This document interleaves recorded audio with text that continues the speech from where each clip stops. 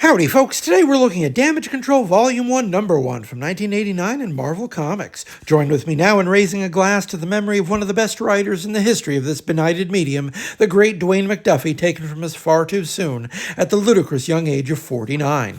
Over the course of his career, he wrote memorable stories for Marvel, DC, and his own co-creation, Milestone Comics, before moving into television, where he also wrote some of the most well-received comic book adaptations in the history of that medium. Damage Control marks McDuffie's first major work, pitched while still on staff at Marvel, created with another great Ernie Colón. In an era defined by creators stretching and bending the superhero concept in every direction, McDuffie's stroke of genius was conceiving of superhero stories as the mere backdrop for another kind of drama, a workplace ensemble sitcom featuring normal men and women making their living cleaning up the messes left by the endless tussles of the spandex fraternity. McDuffie's script refuses at every turn to take the superheroes seriously on their own terms. Damage Control is far less abrasive or openly facetious than Martial Law, for instance, but there's a kinship as another of the many books to take up the challenge of pulling at the threads underlying the genre's load-bearing tropes. It makes perfect sense, after all, once you look at it. Superhero fights create logistical challenges for construction crews who get to bill time and a half in the wake of a robot rampage. The main plot this issue, which introduces us to the characters who make up the core of Damage Control's business center, features the Avengers and Spider-Man fighting a robot unleashed by the terrible Tinkerer, a robot who can grow to a size to dwarf the World Trade Center, knock Thor across town, and then transform into a VW Beetle. We are informed that the Tinkerer was using this wondrous achievement in human ingenuity to knock over the auto show, the issue's best gag, characteristically divulged in a passing comment. This leads to the first issue's most memorable visual gag, after the robot has fallen across the bottom of Manhattan, of one of the buildings of the World Trade Center being put back slightly crooked, and the company's construction foreman cracking a cold one while saying, "What the heck, close enough." Howdy, folks. Today we're looking at Damage Control Volume 1, Number 2 from 1989 in Marvel Comics. Friends, let me assure you, today's specimen is one of my all-time favorite single issues that has ever been published. A damn near perfect short story exemplifying all the strengths of both Damage Control as a concept and Dwayne McDuffie as a writer. The story begins with an accident in a weapons lab in Manhattan, as a team of scientists accidentally turn their building into glass. All well and good, except that these scientists just happen to be in the employ of Dr. Doom. Now, of course, their first call is to Damage Control. The problem is that Doom's account is in arrears, necessitating sending someone over to the Latvian embassy for the purpose of getting Doom to pay his overdue bills. Meanwhile, the Thing stops by Damage Control's offices to get to the bottom of why the Fantastic Four's insurance company just stopped paying their claims. Where McDuffie excels is in showing us the internal workings of an actual company, with all the interpersonal dynamics of a functioning office. New executive John Porter is actually kind of useless much of the time, while the measurably more competent traffic manager Robin Chapel, passed up for a promotion by John's hire, has to deal with his awkward attempts at flirting. As the series develops, you'll see McDuffie was another one of many writers in the period heavily influenced by Moonlighting, a show defined by romantic tension in a workplace environment. But McDuffie's also smart enough to show, in just a few words, how much of that tension is often a figment of the overactive imagination of male co-workers. Meanwhile, the union construction crew is stuck hanging out in folding chairs, enjoying a beer while waiting for R&D to figure out the safety protocols for clearing a glass house. The most competent man in the office is Albert Clary, the comptroller who volunteers to go to the embassy and collect the debt. McDuffie's a canny student of history, so he's surely playing with one of the more famous stories in Marvel lore. Hero for Hire number 9, the one where Luke Cage flies all the way to Latveria to collect $200 from the masked dictator. When Clary arrives at the embassy, he quickly gets to the bottom of the problem, flushing out a case of embezzlement and earning a job offer from Doom himself in the process. All goes well until the college intern asks to see a photo ID with the good doctor's personal check.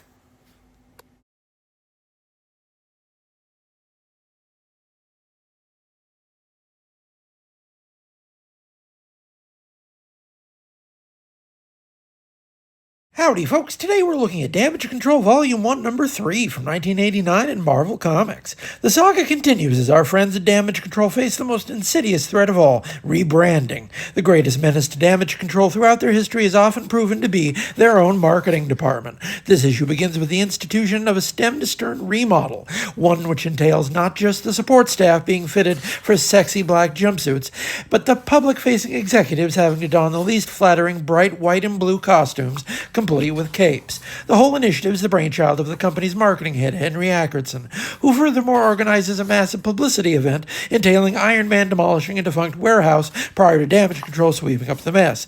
Everything goes pear-shaped, however, as part of the plan involves an underground drilling operation that goes awry and risks destroying the Flatiron building when the Hudson River starts to fill the basement. The series thrives in the small moments, asides that might not even register on the first read, but which reveal the scope of the story on re-examination. John sees a terrible ad for the company on the TV, and his first instinct is to call Robin. Not even he realizes what he's doing at that point, but the reader does. Robin, meanwhile, has no interest at all in wearing the company uniforms and threatens to quit after seeing the buxom front desk secretary Anne walking around the office. Incidentally, I'm pretty sure that Albert's having an affair with Marcy, the PR head for Stark Enterprises, based solely on body language. That subtlety of affect is really only possible through the hard work of Ernie Colón. Not necessarily renowned for his superhero work, true, but he certainly has no trouble drawing them. His humorous bent is perfect for Iron Man, for instance, not a character with an expressive face, and so requiring an imaginative artist to tease out the best angles and body language. Quite simply, one of the nicest-looking Marvel comics ever printed. Howdy, folks. Today we're looking at Damage Control Volume 1, Number 4 from 1989 in Marvel Comics. The first Damage Control series comes to a close with a guest appearance from who else? The Uncanny X-Men, along with Groucho Marx. Now, if you recall the X-Men status quo from the late 80s, the team was nowhere, literally falling apart in the middle of Australia while the rest of the world thought they were dead. This issue picks up one thread from the recent Inferno series, which saw the X-Mansion destroyed. Damage Control are called in by the county not to help in the rebuilding of a derelict mansion, but to solve the mystery of why building materials from construction sites across Westchester County are being pilfered. This leads to a flashback featuring the team from Damage Control interacting with the X-Men many years before the present of the comic book. Someone uploads a number of old VHS tapes to the Danger Room, and the Damage Control team wind up facing off against a resurrected Groucho Marx, playing out an old episode of You Bet Your Life. Storm says the secret word and is awarded a giant bomb, to give you the idea. Anyway, the most interesting part of the story is the degree to which the normal human beings in the Damage Control team have to struggle to overcome Professor X's telepathic meddling. Xavier's mind control leaves the team convinced that the random piles of rubble are a beautiful mansion, requiring significant work to break through the illusion. In showing the X-Men as a pack of gaslighting hypocrites, Damage Control was way ahead of its time. Now, this series proved popular enough to elicit a second just a few short months after this one wrapped. Sadly, however, it's pretty deeply intertwined with the Acts of Vengeance crossover, so it isn't the easiest story to jump in and out of. Still, the number of Damage Control stories written by McDuffie remains inversely proportional to their quality. Few in number, mighty in stature.